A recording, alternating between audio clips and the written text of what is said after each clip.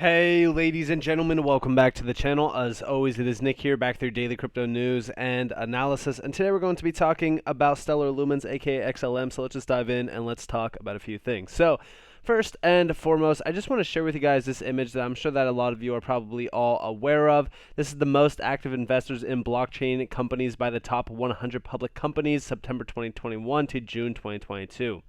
Now, look at all of these major names here. You do see Alphabet, BlackRock, Morgan Stanley, etc. You see all of their investment opportunities on the right as well.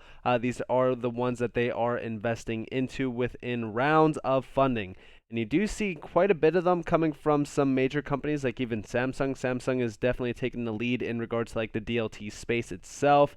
They are definitely focused on this area quite a bit. And there is a few other ones down here as well, like even Citi is getting in on the game. Looks like it's more so around like trade finance and stuff like that, but we have been watching these names grow rapidly for a very long time. I would argue that we will see a lot more names jumping in on crypto, and we will see this continue to grow going forward. In fact, I think that we are going to see a major takeover of crypto from some major financial institutions. And what I mean by that is we will see trillions of dollars flooding into this space. We are going to see a war between financial institutions to not only hold but also try to control portions of the space. Now, a lot of people actually think that this is a bad thing. Now, to me, you can't really control a decentralized asset class. A lot of these major networks are fully, when we look at some of them, centralized. We've talked about this in the past, especially with like Ethereum, for example, but you will not be able to control specific assets. A lot of people actually think that tokenomics on some of these assets are a very poor thing to have. Like, XLM does get touted as having bad tokenomics, XRP as well. But I would argue that the tokenomics allow for these networks and these assets to be fully decentralized. I think that it is actually a good thing. And, a lot of people think that it just stifles, price action, but it really does not. Now, when we look at XLM, right? Why do I believe XLM will be a major player going forward? So when we really kind of look at this market and we kind of zoom out, specifically going to the all-time chart, XLM did not make an all-time high in the last major run. It is directly correlated to XRP, and I do see a lot of XRP holders saying, I'm not going to be holding XLM, and XLM holders saying that I'm not going to be holding XRP, and I think that this is a very poor way to actually look at it. You look at the chart of XLM, go look at the XRP chart as well. They both move directly, close to one another. I mean, it's almost like the same exact chart, just at a lower price figure for XLM. Now, I think that XLM is going to be very, very big going forward. At $1, this thing is worth $50 billion in market cap.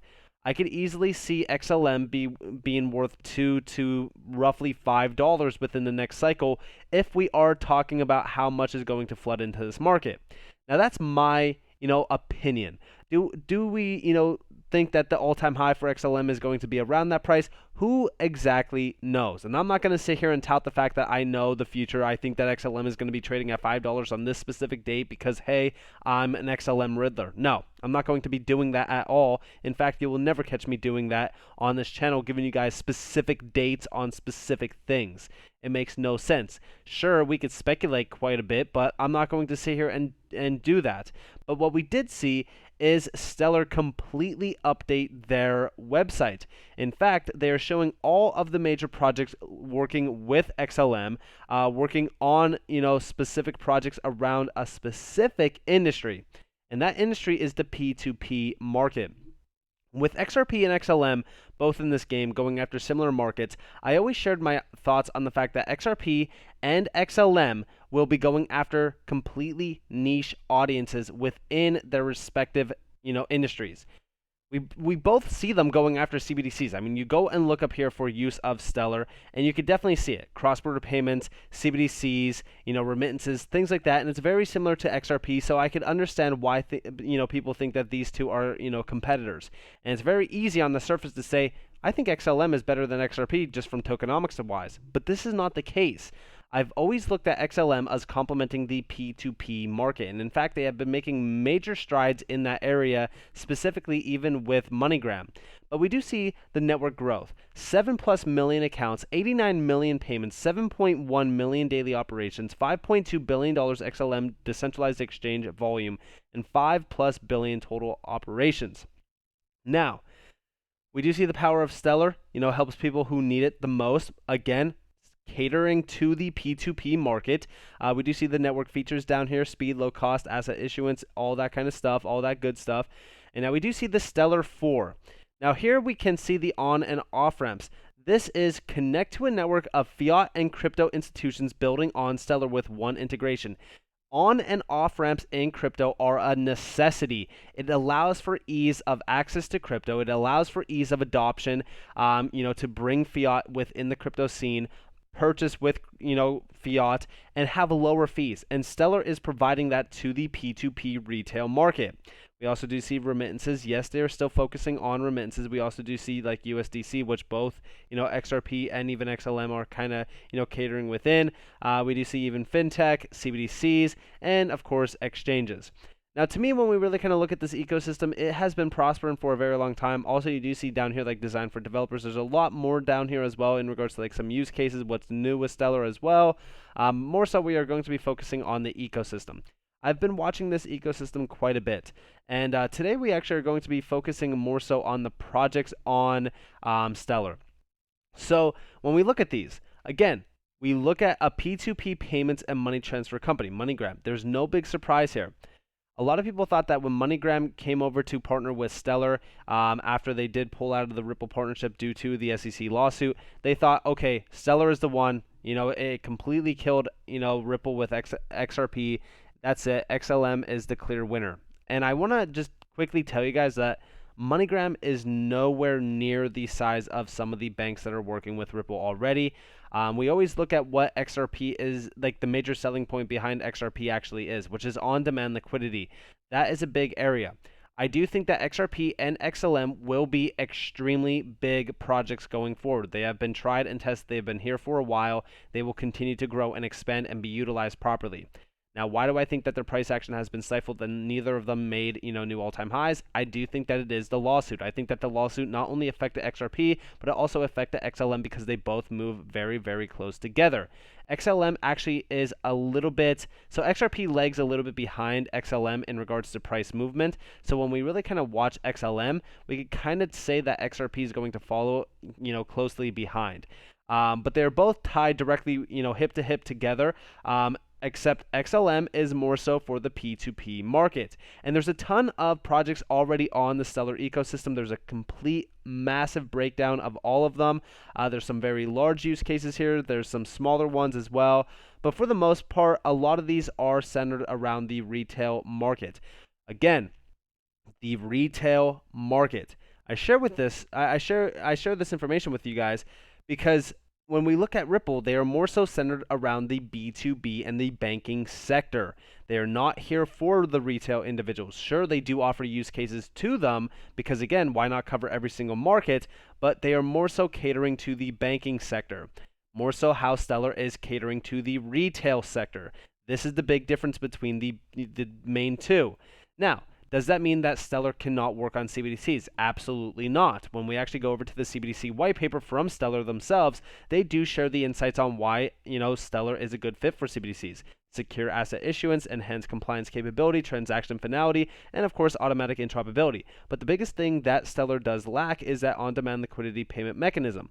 Yes, sure, they do have something very similar to it, but it does not work exactly the same as XRP. And in fact, I would argue that the patent technology behind Ripple is something more substantial than what Stellar does have to offer within that area. But it doesn't mean that XLM will not be, big. I think that when we really kind of look at XRP, let's just put out a hypothetical situation. XRP is $100. Where do we see XLM? Most likely around half that value, if not a little bit less. So we could say like $30 to $50.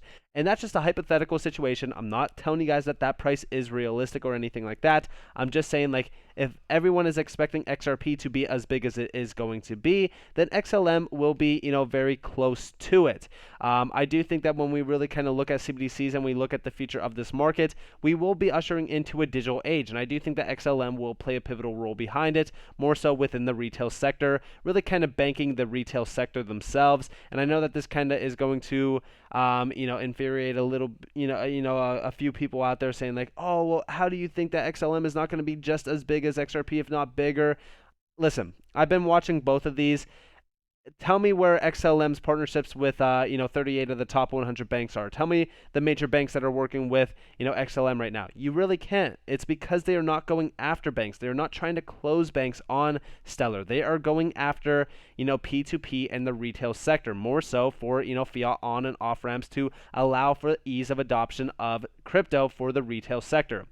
And also remember, right, that they do have 30 billion XLM that they will be utilizing for promoting and enhancing Stellar over time. And I do think that this is actually great because we are going to be seeing a lot more of these grant programs. We're going to see a lot more ecosystem growth. And I think that this is great, especially for even marketing as well. I think that going into the next major bull run, that cycle could be, whenever you guys think it's going to be, 2023, 2024, 2025, somewhere within that range, that I do think that XLM is actually going to play a pivotal role within this market. And I think that it's going to surprise a lot of individuals. I think that XLM is going to take this market by storm, similar to, even XRP. I think that when we really kind of look forward on in time, I think that retail adoption of crypto is going to play a major role in a lot of money flowing in. It's not only institutional grade money and banking money, but although we will see that as well, I think that the retail sector and the community growth around some of these projects is key for fundamental success. And I do think that XLM has that. I think that that is the interesting thing, behind Stellar is they have marketability to the retail sector. They have utility on, Stellar already for the retail sector, which is great to see.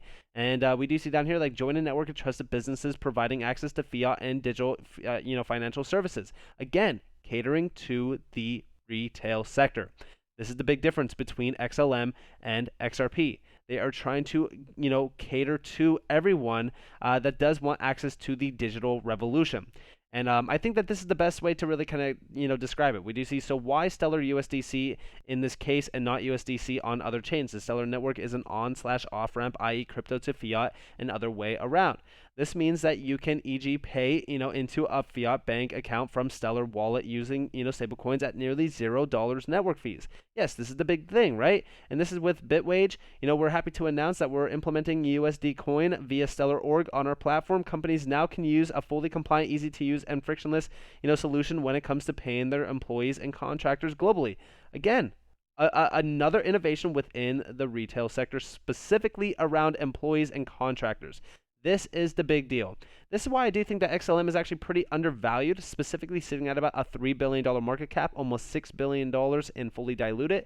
I can definitely see the upside potential on XLM long term, and I think that we should be, really kind of looking at these prices as a great opportunity, because like right now at this floor model back here in July, which is not too far down below our price now, and I do think that we will come down to test those lows one last time, possibly even a little bit lower.